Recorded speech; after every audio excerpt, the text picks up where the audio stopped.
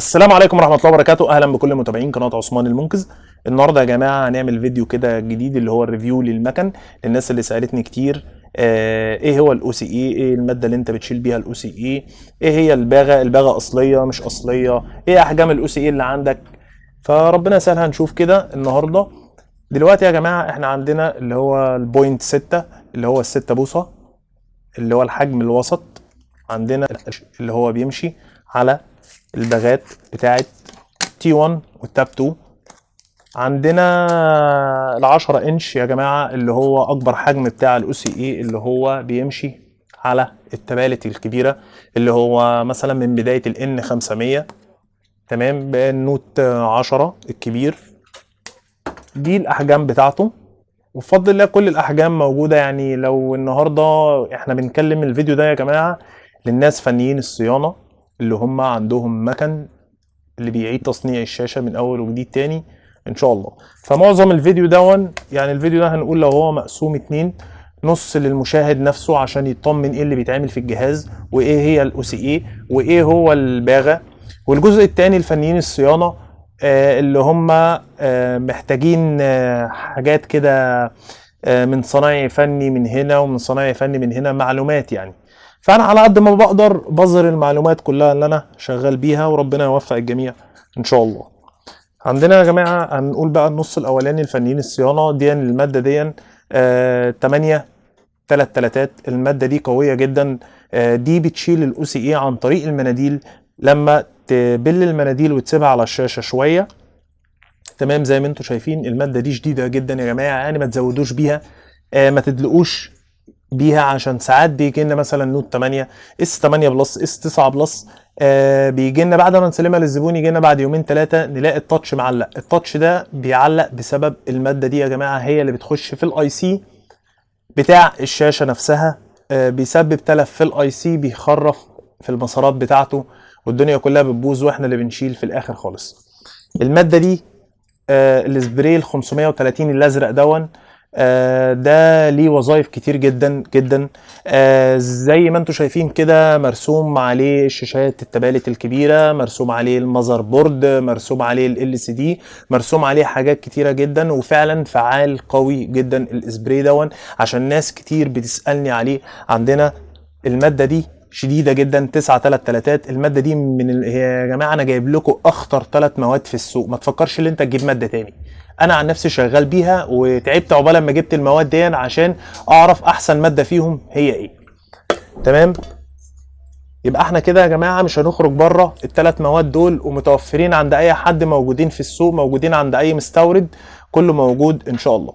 بالنسبه بقى للنص التاني اللي هو عايز اطمن المشاهد ان الباغه بتاعت حضرتك اصليه ولا مش اصليه.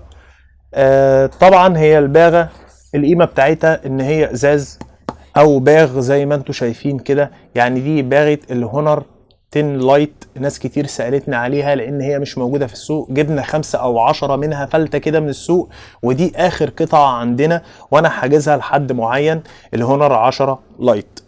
الباغة زي ما انتم شايفين لو انا مسكت الباغة دي وكسرتها هتنزل فتافيت، عملته في فيديو قبل كده. اللي بيمسك الباغة او بيدمج الباغة بالشاشة دي مادة الاو سي اي. طيب مادة الاو سي اي دي يا جماعة يعني ايه؟ زمان احنا كنا شغالين في الاس 3 وشغالين في الاس 2 وشغالين في النوت 1 والنوت 2 والنوت 3 والنوت 4 لغايه وقتنا هذا والنوت 5 شغالين بالماده اللي اسمها اللوكا. زي ما انتم شايفين دي ماده اللوكا، بتحتاج المجفف اللي احنا بنسميه الحضانه اللي هو بمعناه اللي هو النور الازرق. دي سايله يا جماعه. طبعا في الشاشات بتاعت اليومين دول او من بدايه 2016 الشاشات اللي طالعه جديد باك لايت زي الهواوي وزي الانفينكس زي موديلات كتير، حتى النوكيا الجديد نوكيا 5 والنوكيا 6 والنوكيا 8 والنوكيا 7 موجوده ومتوفره. ما ينفعش معاها الماده اللوكا اللي احنا شفناها دلوقتي بسبب ان الباك لايت لو دخل فيه الماده دي هتلاقي بقعه من قدام ظهرت لك. وقبل كده برضو شرحت لكم ايه هو الباك لايت. لكن بالنسبه للشاشات دي وبالنسبه ايه بقى شغلها اليومين دول، شغلها يا جماعه اليومين دول هو ده الاو سي. احنا بنقشرها، طبعا احنا طلعناها في كذا فيديو قبل كده. المادة دي لزجة جدا زي ما انتم شايفين يا جماعة. بتحتاج مكن كبس وبتحتاج مكن البابل، ولسه هنوريكم ايه هو الكبس وايه هو البابل. زي ما انتم شايفين ادي الاو سي اي القديم اللي بيبقى في الشاشه القديمه اللي هي طالعه الباك لايت الجديد اللي هي شغاله على كل دي. المصنع نفسه اللي بيصنع شاشات شغال بدي، مش شغال بحاجه اللي اسمها اللوكا. المصنع ما يعرفش حاجه اسمها لوكا، تمام. هو ده الاو سي اي، وهي دي الماده اللي بتندمج بتمسك الباغه. مثلا دي باغه بي 20 برو، دي الماده دي هي اللي بتمسك الباغه دي عن طريق الشاشه.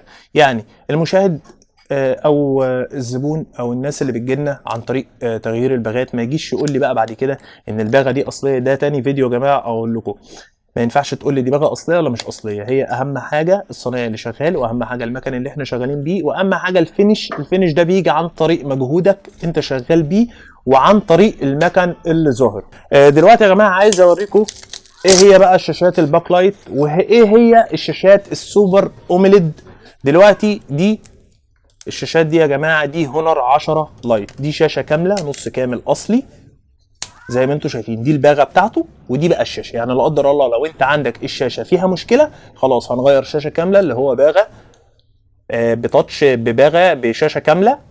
ولو انت عندك الباغه او مكسور الزجاج الخارجي مكسور، او حتى ما تخافش حاجه من حاجه اسمها بقعه بيضاء او بقعه صفراء، البقعه دي بسبب التكسير يا جماعه وبسبب ورقه الاو سي اي. الضغط بتاع الكسر ده بيسبب تاثير في الشاشات، لان الشاشات دي زي ما قلنا دي باك لايت بتبقى ضعيفه، بيبقى ورق. يعني انا لو فتحت الشاشه كده نصين هجيب لكم شاشه بايظه برده واوريكم يعني ايه هو الباك لايت. دي حاجه. دي 8 سي هونر 8 سي يا جماعه، برضو من الشاشات المحترمه جدا جدا. كله طالع دلوقتي اليومين دول النوتش دون. برضو طريقتها ان هي برضو باغه، ادي الباغه بتاعتها 8 سي، دي باغه لوحدها ودي الشاشه كامله زي ما انتم شايفين.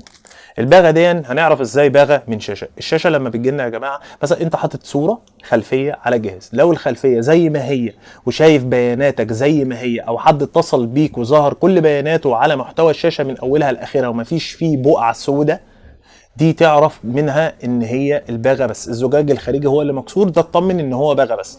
لكن لو انت شفت من جوه البيانات بتاعتك في تكسير او في الوان داخله في بعضها او في تحبير في الالوان او معلومات الشاشه نفسها او الخلفيه اللي انت حاططها مش باينه كويس، اعرف وتاكد ان انت كده لما تيجي تغير هتغير شاشه كامله. برضه انا عايز اطمنكم يا جماعه ان الزبون ما يقولش لا ده انا شاشه الاصليه ومش شاشه الاصليه. وطبعا انا في ناس بتعمل لي منشنات على جروبات كتير فبخش بلاقي فيه تعليقات مستفزه كده مش نذكرها يعني. لا اطمن الشاشه بتاعتك هتفضل هي اللي هي في التوكيل هتركب، هي اللي عندي هتركب، هي اللي بره هتركب. لان المستورد دلوقتي لما بيجيب الشاشات الهواوي الشاشه نفسها قيمتها رخيصه فبيجيب احسن حاجه. يعني الفرق 50 جنيه، الفرق 10 ريبينبي بمكان دون و10 و20 ريبينبي بعمله الصين، فالفرق بسيط يا جماعه. دلوقتي يا جماعه انا عايز في اخر الفقره بتاعتنا ان شاء الله عايز اقول لكم بقى في اخر الموضوع كله ان لا قدر الله لو الشاشه بتاعتك باظت مش شرط ان انت تكلف نفسك وتروح مثلا لمسميات طبعا احنا مش عايزين نقولها والكلام من دون. هتروح عندي او عند غيري هتلاقي شاشتك برضو المحترمه الاصليه، لان المستورد يا جماعه النهارده بيجيب الحاجه النظيفه. بالذات الهواوي لسه طالع، احنا في بدايه 2019 او في نص 2019. فكل دفعه 2019 نازله الاوبو والهونر والهواوي والانفينكس. كل الشاشات لو انت جبت الشاشه الاصليه جنب الشاشه اللي احنا هنركبها بصراحه هتلاقيها تمام التمام. يعني دي واي 7 2019 الجديده زي ما انتم شايفين. لو فتحنا بتاعه الشركه هنلاقي بتاعه الشركه نفس الفلاتات ونفس كل حاجه، حتى الالوان ودقه الالوان كل حاجه في الشاشه هي تيبيكال الاصل، بس هي مسميات وخلاص وتكلفه على الفاضي. انا ما بعملش دعايه لينا، لا بالعكس انا بعمل دعايه لشغلي اللي هو الصيانه. ما قلتش ان انا محتكر قطع غيار، لا انت ممكن تروح لحد غيري وهيعمل لك شغلك وممكن يكون احسن مننا كمان. فانا عايزك تطمن من النقطه دي كويس جدا. الشاشه بتاعتك باظت مفيش مشاكل، هتركب برده كويسه مفيش مشاكل. التاتش بتاعك الباغه بتاعتك حصل فيها لا قدر الله اي حاجه، بفضل الله احنا عندنا مركز فني في من الالف للياء باذن الله. وعندنا برضو قسم المذر بورد، كل حاجه موجوده ان شاء الله. وعايز اقول لكم برضو ان مش كل حاجه الماده دي صوابعك برضو بتنظف شغاله، عندك تولز صغير بتنظف بيه شغال، لكن دي بتساعدنا، دي ما بتشيلش 100%، بل بالعكس دي بتساعدنا وبتسهل لنا اللي احنا نعرف نشيل الاو سي اي القديم، علشان بيبقى مادته صعبه جدا جدا. زي ما انتم شايفين حاجه يا جماعه اللي بيشتغل فيه بيطلع عينه، حاجه رخمه جدا جدا جدا زي ما انتم شايفين كده. في اخر الفيديو بتاعنا عايز اوريكم ايه هو الاو سي اي، ولازم يتحط في الفريزر على اساس وانت بتشيل الورق بتاعه يبقى شغال زي ما انتم شايفين في الكاميرا كده. بصوا الاو سي اي. طبعا ده بقى مع الصنايع اللي بيفرد الاو سي اي ولقى فيه بابل، هعرفكم يعني ايه بابل. بصوا يا جماعه ماسكه في قلب بعضيها ازاي، ادي تحس ان هو كده ملبل مشمع. ادي ورقه الاو سي اي، هو ده الاو سي اي يا جماعه، عشان ناس كتير بتسالني عليه.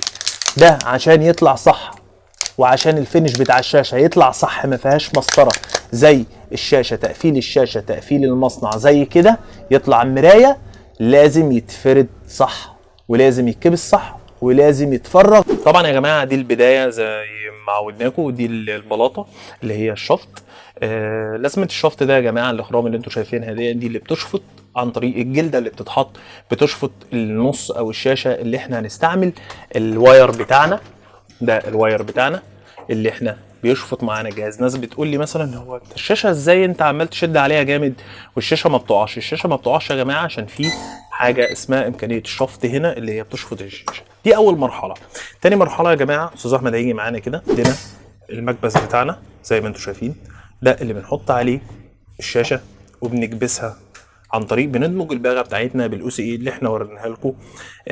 بنكبسه عن طريق المكنه دي طبعا المكنه دي بدايه 2019 من المكن المحترم. انا برشح لكل الفنيين يجيب المكنه دي، ما يجيبش اللي هي 2 في 1. ليه؟ الاثنين في واحد يا جماعه بيبقى البابل بتاعها اللي هو ضغط الهواء بتاعها بيبقى الموتور من جوه صغير. لكن بالنسبه للمكن ده كان عندي الاول، لكن بالنسبه للمكن ده الكمبروسر والفاكيوم دول مخصصين، او الجهاز دون مجهز ان هو يبقى الضغط بتاعه شديد جدا، على اساس ان الكبس بتاعنا زي ما هتشوفوا دلوقتي هنكبس معانا زي ما انتم شايفين في ضغط شديد جدا جدا جدا. طبعا استاذ احمد هيفصل الصوت، طبعا احنا هنخرج الهواء كده.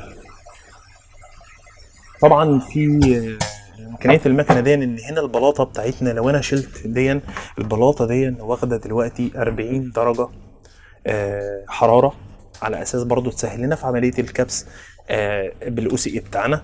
طبعا من فوق هنا حاطين درجه الحراره 90 او 92 على اساس ان هي برضو تفرد معانا الاو سي اي اثناء الكبس، ما يكونش في مضاعفات او خلل معانا في الكبس معانا. اخر مرحله يا جماعه اللي هي الخطوه الاخيره اللي هي المكنه بتاعه البابل.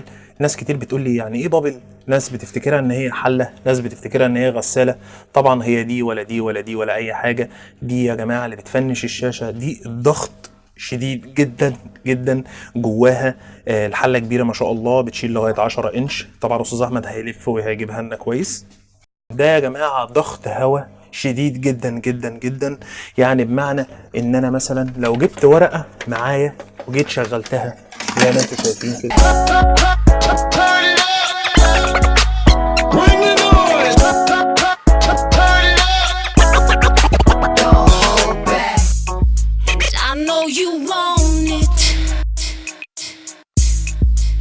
I know you want it. Don't hold back. Turn it up.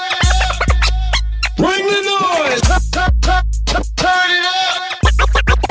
Don't hold back. زي ما انتم شفتوا كده الضغط بتاعها قوي جدا جدا جدا، الله اكبر.